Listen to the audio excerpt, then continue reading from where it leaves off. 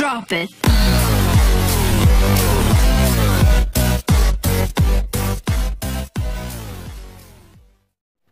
Hi friends, ಎಲ್ಲರಿಗೂ ನಮಸ್ಕಾರ.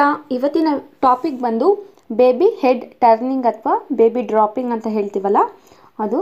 So pregnancy ಟೈಮಲ್ಲಿ ಈ ಪ್ರೆಗ್ನೆನ್ಸಿ ಅನ್ನೋದು ಹೆಣ್ಮಗಳ ಜೀವನದಲ್ಲಿ ಅತಿ ದೊಡ್ಡ ಬದಲಾವಣೆಯನ್ನು ತರುವಂತಹ ಒಂದು ಟೈಮು. ಈ ಟೈಮಲ್ಲಿ ಅವಳ ದೇಹದಲ್ಲಿ ಸಾಕಷ್ಟು ಚೇಂಜಸ್ ಆಗುತ್ತೆ. ಅದು ಪ್ರೆಗ್ನೆನ್ಸಿ ಮೂಲಕ ಕೂಡ ಆಗುತ್ತೆ. ಇದು ಯಾವ ರೀತಿ ಅಂದರೆ ಫುಲ್ ಕನ್ಫ್ಯೂಸ್ ಆಗಿಬಿಡುತ್ತೆ. ನಮ್ಮನ್ನು ನಾವು ಹತೋಟಿಯಲ್ಲಿ ಇಟ್ಕೊಳ್ಳೋಕ್ಕಾಗದೇ ಇರೋವಂಥ ಸ್ಥಿತಿಗೂ ಬಂದುಬಿಡ್ತೀವಿ. ತುಂಬ ಕೋಪ ಮಾಡ್ಕೋತೀವಿ, ತುಂಬ ಮಂಕಾಗ್ಬಿಡ್ತೀವಿ, ತುಂಬ ಸೈಲೆಂಟ್ ಆಗಿಬಿಡ್ತೀವಿ. ನಮಗೆ ನಾವೇ ಹೇಳ್ಕೊಳಕ್ಕಾಗಲ್ಲ ಅಂತಂಥ ಒಂದೊಂದು ಭಾವನೆಗಳು ಹುಟ್ತಾ ಇರುತ್ತೆ. ಈ ರೀತಿ ಎಲ್ಲ ಕನ್ಫ್ಯೂಸ್ ಆಗುವಂತಹ ಒಂದು ಚೇಂಜಸ್ ಆಗುವಂಥ ಕ್ಷಣಗಳು ಬರ್ತಾ ಇರುತ್ತೆ ಪ್ರೆಗ್ನೆನ್ಸಿ ಟೈಮಲ್ಲಿ. ತುಂಬ ಹೆಚ್ಚು ಜನರಲ್ಲಿ ಕೂಡ ಕಾಡುತ್ತೆ ಈ ಸಮಸ್ಯೆ. ಅದು ನಿಮ್ಮ ಫಸ್ಟ್ ಪ್ರೆಗ್ನೆನ್ಸಿ ಆಗಿದ್ದರೆ 9 ತಿಂಗಳು ಡೆಲಿವರಿ ಮತ್ತು ಲೇಬರ್ ಪೇಯ್ನ್ ಬಗ್ಗೆ ಸಾಕಷ್ಟು ಬದಲಾವಣೆ ನೀವು ಕಂಡ್ಕೋಬಹುದು ಪ್ರೆಗ್ನೆನ್ಸಿ ಟೈಮಲ್ಲಿ. ಅದರಲ್ಲೂ ಬಹುಮುಖ್ಯವಾಗಿ ಹೇಳೋದಾದರೆ ಪ್ರೆಗ್ನೆನ್ಸಿ ಟೈಮಲ್ಲಿ ಡೆಲಿವರಿ ಹತ್ತತ್ರ ಬಂದಾಗ, ಅದರಲ್ಲೂ ಮಗುವಿನ ತಲೆ ಕೆಳಮುಖವಾಗಿರುವಾಗ ತುಂಬ ಚೇಂಜಸ್ ಆಗುತ್ತೆ. ಕೆಲವೊಂದು ಸತಿ ತುಂಬ ಪೇಯ್ನ್ ಬರುತ್ತೆ, ತುಂಬ ಕಚ್ಚುಗುಳಿ ಆಗೋ ರೀತಿ, ಈ ರೀತಿ ಎಲ್ಲ ತೊಂದರೆಗಳು ಅಥವಾ ಖುಷಿ ಸಂತೋಷ ಪಡುವಂಥ ಒಂದೊಂದು ಟೈಮ್ಗಳಿರುತ್ತೆ ಈ ಟೈಮಲ್ಲಿ. ಮತ್ತು ಹೇಳೋದಾದರೆ ಯಾಕೆ ಬೇಬಿ ಡ್ರಾಪಿಂಗ್ ಆಗಬೇಕು, ಕೆಲವರು ಹೇಳೋ ಪ್ರಕಾರ ಮಗು ತಿರ್ಕೋಬೇಕಾದ್ರೆ ಟರ್ನ್ ಆಗುವಾಗ ತುಂಬ ಪೇಯ್ನ್ ಬರುತ್ತೆ ಅಂತ ಹೇಳ್ತಾರೆ. ಇವೆಲ್ಲ ನಿಜಕ್ಕೂ ಸುಳ್ಳು. ಯಾಕೆ ಅಂದರೆ ಇದು ತುಂಬ ಸಣ್ಣದಾಗಿ ಪೇಯ್ನ್ ಬರುತ್ತೆ. ಮಗು ತಿರುಗುವಾಗ ಅಥವಾ ತಿರುಗೋ ವೇಳೆಯಲ್ಲಿ ನೋವು ಬರೋದು ಸಹಜ. ಅದು ಕೆಲವರಿಗೆ ರಾತ್ರಿ ವೇಳೆ ನಿದ್ದೆ ಮಾಡುವಾಗ ಮಗು ತಿರುಗುತ್ತೆ.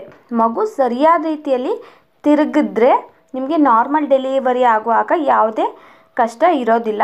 ಮತ್ತು ಪೆಲ್ವಿಕ್ಸ್ ಏನಿರುತ್ತೆ ಅಲ್ಲಿ ಪೇಯ್ನ್ ಕೂಡ ಸ್ವಲ್ಪ ಕಂಡು ಬರ್ತಾ ಇರುತ್ತೆ. ಇದು ಲೇಬರ್ ಪೇಯ್ನ್ನ ಕೆಲವೊಂದು ಲಕ್ಷಣ ಕೂಡ ಹೌದು.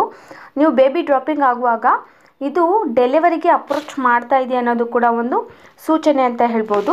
ಅದು ತನ್ನ ಗರ್ಭದಲ್ಲಿ ಜಾಗ ಕೊಟ್ಟಿರುವಂಥ ತನ್ನ ತಾಯಿ ದೇವರನ್ನು ಮೊದಲು ನೋಡೋದಕ್ಕೆ ಆತರ ಪಡ್ತಾ ಇರುತ್ತೆ.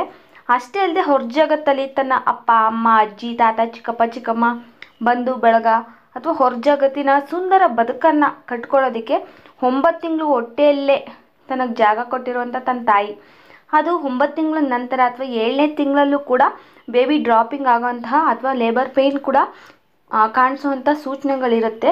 ಯಾವುದಕ್ಕೂ ಹೆದರ್ಕೋಬೇಡಿ. ಬೇಬಿ ಹೆಡ್ ಟರ್ನಿಂಗ್ ಆಗೋದು ಕೂಡ ಸಹಜ ಒಂದು ಲಕ್ಷಣ ಕೂಡ ಹೌದು. ಕೆಲವರಿಗೆ ಬೇಬಿ ಹೆಡ್ ಟರ್ನಿಂಗ್ ಸರಿಯಾಗಿ ಆಗಿರೋದಿಲ್ಲ, ತಲೆ ಕೆಳಮುಖವಾಗಿದ್ದರೆ ಮಾತ್ರ ನಿಮಗೆ ನಾರ್ಮಲ್ ಡೆಲಿವರಿ ಆಗುತ್ತೆ. ಡೆಲಿವರಿ ಯಾವ ರೀತಿ ಆಗುತ್ತೆ ಅನ್ನೋದಕ್ಕೆ ನಾನು ಬೇರೆ ವಿಡಿಯೋಗಳು ಮಾಡ್ತೀನಿ. ಮತ್ತು ಲೇಬರ್ ಪೇಯ್ನ್ ಯಾವ ರೀತಿ ಇರುತ್ತೆ, ಹೆರಿಗೆ ನೋವು ಅನ್ನೋದಕ್ಕೂ ಕೂಡ ಬೇರೆ ವಿಡಿಯೋ ಮಾಡ್ತೀನಿ ಆದಷ್ಟು ಬೇಗ. ನಾನು ನಾಳೆ ಅಪ್ಲೋಡ್ ಮಾಡ್ತೀನಿ. ಸೊ ಇದಿಷ್ಟು ಬೇಬಿ ಹೆಡ್ ಟರ್ನಿಂಗ್ ಬಗ್ಗೆ ಇನ್ನೂ ಸ್ವಲ್ಪ ವಿಡಿಯೋ ಅಥವಾ ವಿಷಯ ತಿಳಿಸಿ ಅಂತ ಹೇಳೋದಕ್ಕೆ ಈ ವಿಡಿಯೋ ಮಾಡ್ತಾಯಿದ್ದೀನಿ. ಸೊ ಈ ವಿಡಿಯೋ ಇಷ್ಟ ಆಗಿದ್ರೆ ದಯವಿಟ್ಟು ಲೈಕ್ ಮಾಡಿ, ಶೇರ್ ಮಾಡಿ, ಸಬ್ಸ್ಕ್ರೈಬ್ ಆಗಿ. Thank you.